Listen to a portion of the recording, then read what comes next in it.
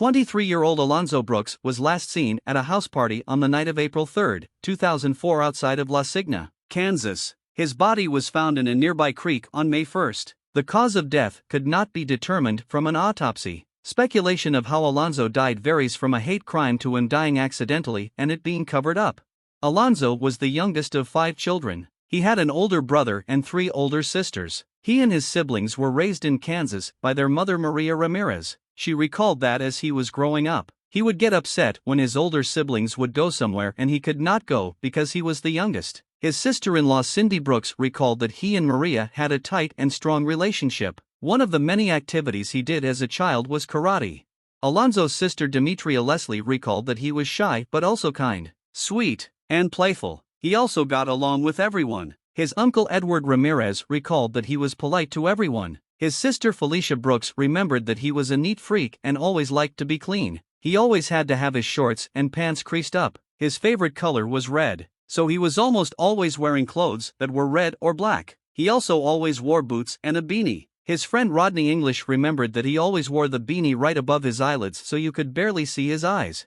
Alonzo grew up in Topeka, Kansas. He and Rodney lived on the same street and often rode their bikes and played games together. Another favorite activity of his while growing up was football. His brother Billy Brooks left Topeka when he was 18. At that time, Alonzo and Maria moved to suburban Gardner, Kansas. Billy tried to toughen up his brother, but Maria always scolded him for making him grow up too fast. However, Billy just wanted to make sure that he would not be taken advantage of by others. On April 3, 2004, Alonzo told Maria that he was going to a party that night. He said that a friend of his was leaving to go into the military and that they were going to celebrate and wish him well. His friend Justin Sprague was the one that came to pick him up that day. Justin did not recall if the party was planned out weeks in advance. He said that their friend group's activities were usually spur of the moment. Another friend, Daniel Foon, recalled that someone had called him that day and asked him to come to the party, saying that a bunch of their friends were going. A third friend, Tyler Brufford, recalled calling his friends and trying to figure out who was going to the party that night.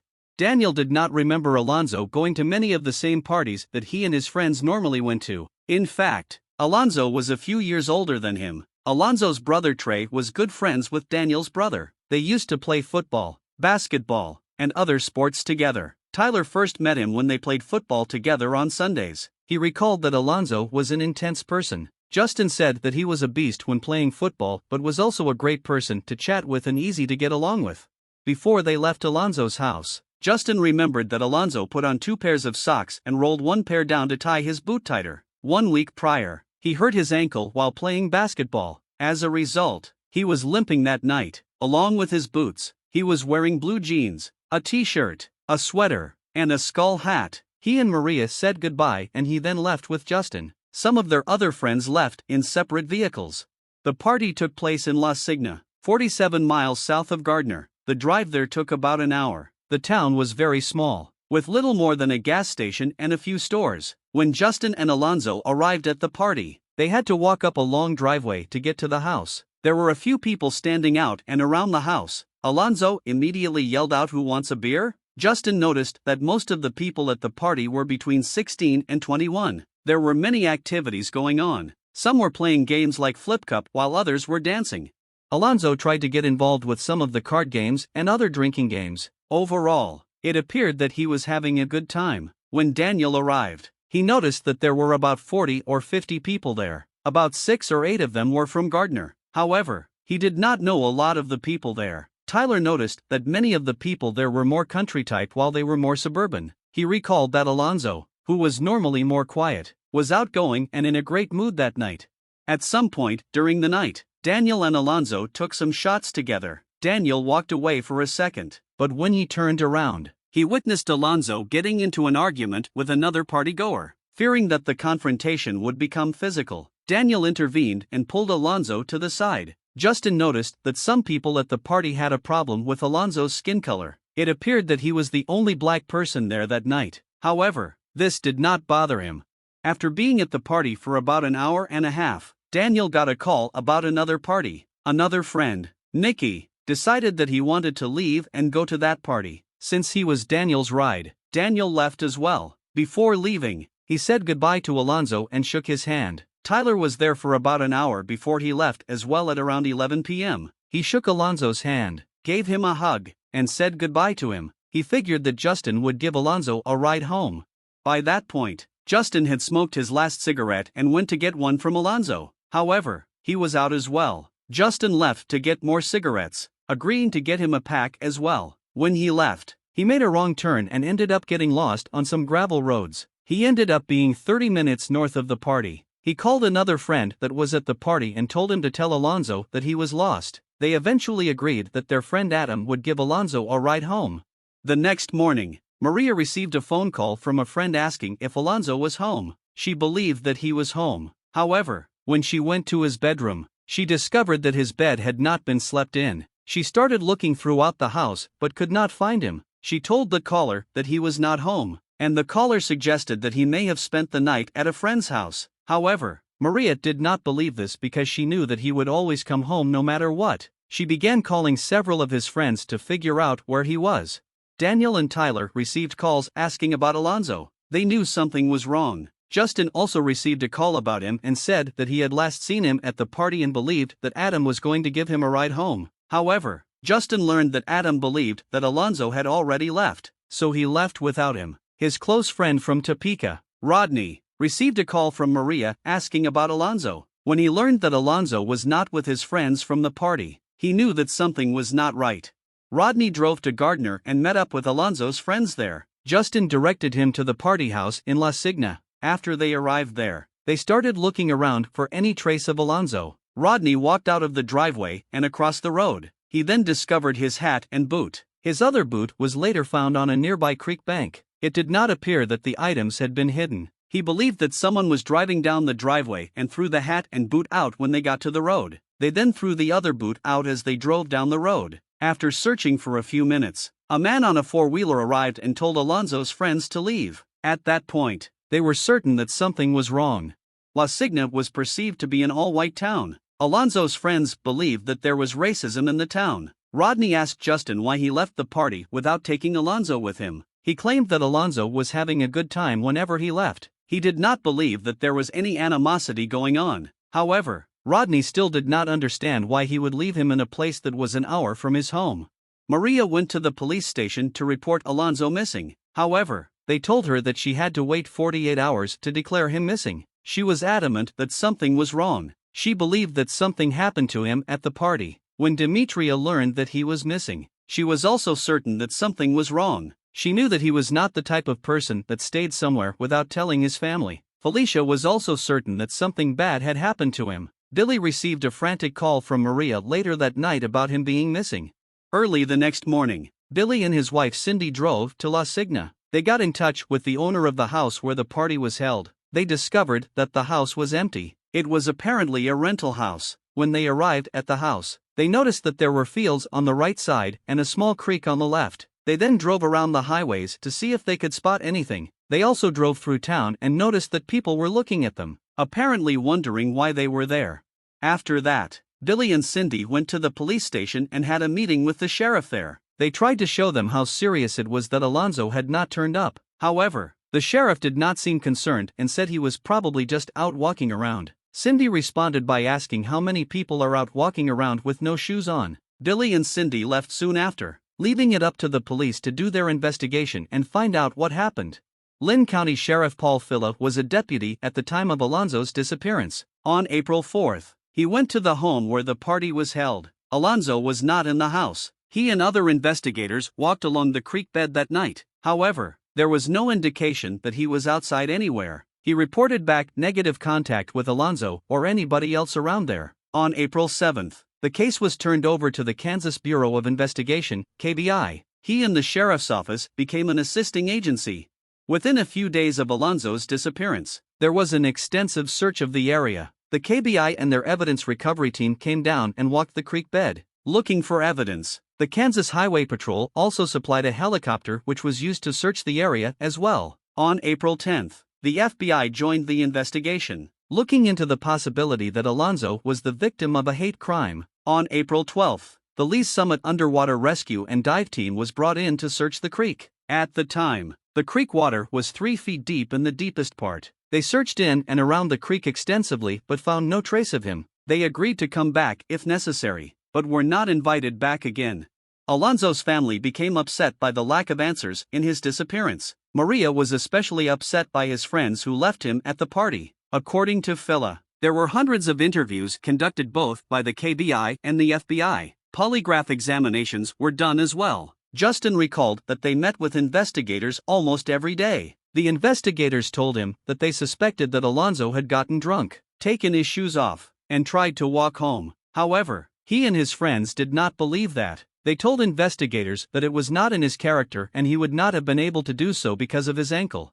As the days passed, Billy was certain that something bad had happened to Alonzo. Maria and other family members wanted to go to the farmhouse and search the surrounding area. The sheriffs told them no, because they were already looking for him. Billy called the Lynn County Sheriff's Department daily for 3 weeks straight. They eventually told him to stop contacting them because they were working on things. Finally, 1 month later on May 1st, his family was allowed to go to La Signa to search the area for him. Many of Alonzo's family and friends went there to help in the search. They split up in many directions. His uncle Edward walked along the creek bank on the east side of the house. Other search volunteers decided to search near a white shed. As they were walking along and digging through the brush, they spotted Alonzo's body next to the creek. Billy immediately went to the area, wanting to get to him, but his uncle held him back, so that he would not disrupt any possible evidence.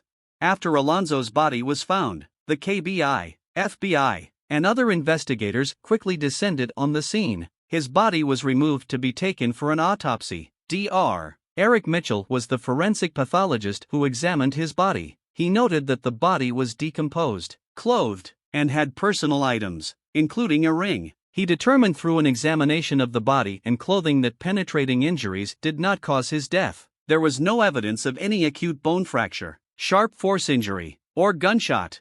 Dr. Mitchell noted that Alonzo could have drowned. However, there were no specific anatomic signs to make a determination of drowning. He noted that he also could have been strangled. Unfortunately, the soft tissues of the neck were also gone, having been damaged by animals and insects. As a result, he could not determine if he had been strangled or not. There were no broken bones or penetration of bone. He noted that he could have been beaten. However, there was nothing identifiable on the body to suggest that. Overall, he could not determine the cause of death based on the evidence.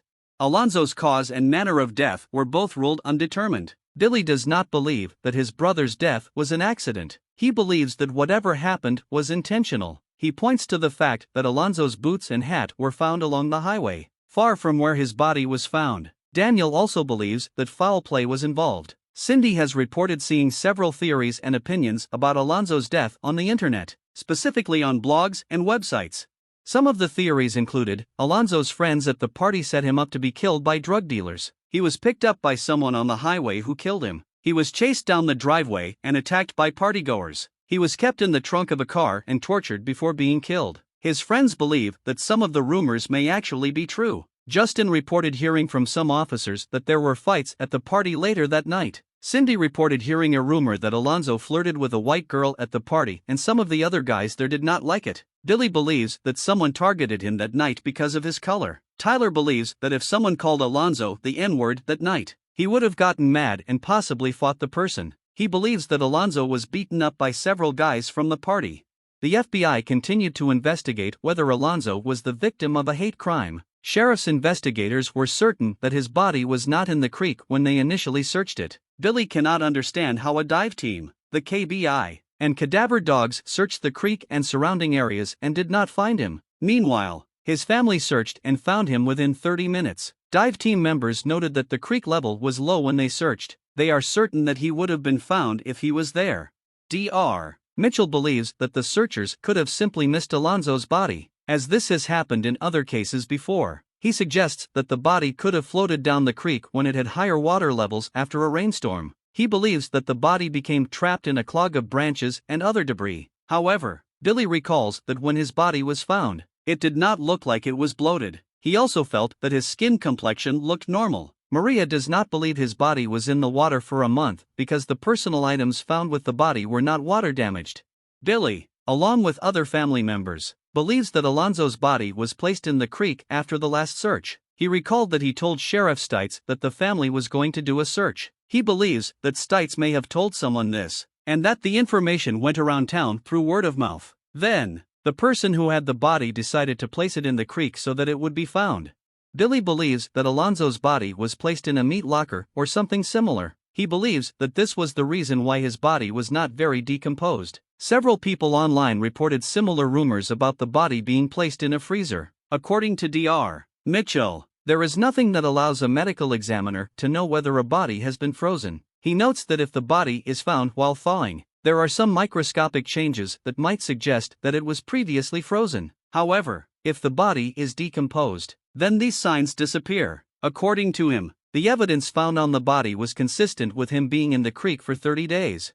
Dr. Mitchell also notes that perpetrators usually try to dump a body where it is convenient for them. He believes that bringing a body down into the creek would be very inconvenient to them because they would have to go through brush and a large field. However, he notes that if someone set their mind to it, they can take a body and move it and dump it. Maria is certain that Alonzo's body was hidden before he was found. In March 2019, the KBI released a statement regarding Alonzo's case. The KBI was one of the several law enforcement agencies who investigated the April 4 death of Alonzo Brooks. No evidence or information gained throughout the lengthy investigation indicated that Alonzo Brooks was the victim of a crime. For this reason, the investigation into his death was closed. Alonzo's family and friends are haunted by his death. They are upset by the fact that his case has been closed and want it to be reopened. They believe that someone at the party that night knows what happened. They hope that someone will come forward with information that will lead to the case being solved.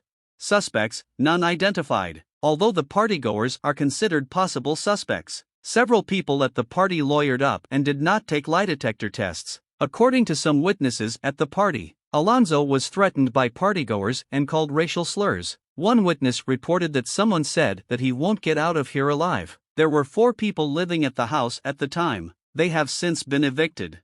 Results, unresolved. In June of 2020, the U.S. Attorney in the FBI announced that a $100,000 reward was being offered for information leading to an arrest and conviction in Alonzo's case. Several credible tips came in as a result of the broadcast. The tips have been passed to the FBI, who has since reopened the case. In July of 2020, Alonzo's body was exhumed by the FBI as a part of their ongoing investigation.